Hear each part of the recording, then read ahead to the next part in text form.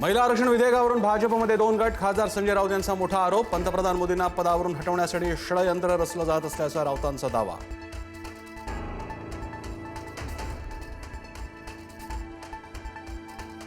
बारामती पोटनिवडणुकीच्या प्रचाराचा शेवटचा दिवस. मुख्यमंत्र्यांच्या उपस्थितीत आज बारामतीत जाहीर सभा. राष्ट्रवादी आणि शिवसेनेचे प्रमुख नेते राहणार उपस्थित.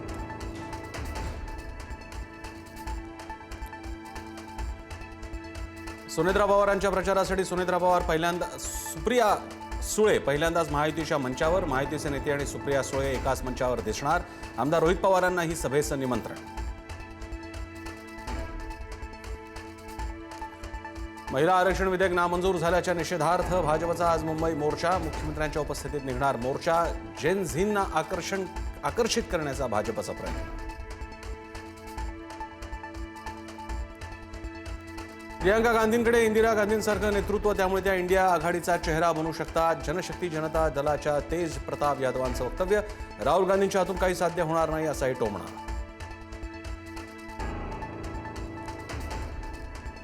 राज्यातील 17 लाख सरकारी आणि निमसरकारी कर्मचारी आजपासून बेमुदत संपावर. सुधारित राष्ट्रीय निवृत्ती वेतन योजना अंमलबजावणी त्वरित लागू करण्याची मागणी. सरकारनं ठरवला संप बेकायदेशीर.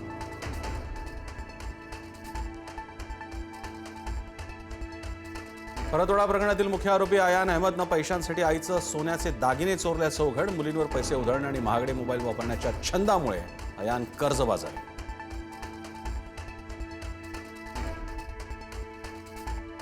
परतवाडा लैंगिक शोषण प्रकरणातील आरोपीची कोठडी आज संपणार. मुख्य आरोपीसह 4 आरोपींना आज अचलपूर न्यायालयात हजर करणार.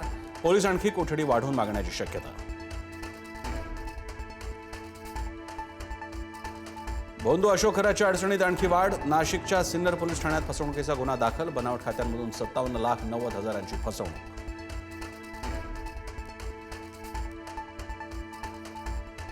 भोंदू खराच्या कोट्यवधींच्या संपत्तीवर ईडीची टाच येणार असल्याची माहिती. बेकायदेशीर मालमत्तेवर प्रोव्हिजनल अटॅचमेंटची प्रक्रिया सुरू झाल्याची माहिती.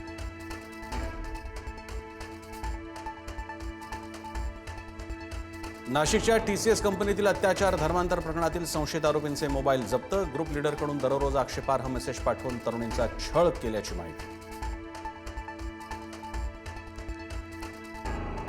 बनावट कागदपत्रांच्या आधारे शासकीय सदनिका लाटल्याप्रकरणी राष्ट्रवादीचे नेते माणिकराव कोकाटेंसंदर्भात आज सुप्रीम कोर्टात सुनावणी.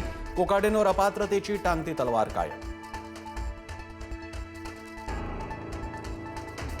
सलग दुसऱ्या दिवशी मध्य रेल्वेचं वेळापत्रक कोलमडलं. दिवा रेल्वे स्थानकावर प्रवाशांची तुडुंब गर्दी. लोकल उशिरा धावत असल्यानं प्रवाशांचे हाल.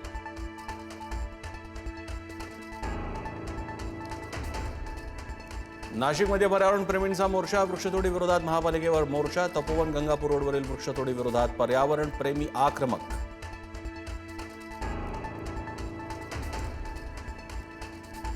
राज्यात आजपासून विजांच्या कडकडाटासह वादळी पावसाची शक्यता. मध्य महाराष्ट्र, मराठवाडा आणि विदर्भाला 24 एप्रिलपर्यंत पावसाचा येलो अलर्ट.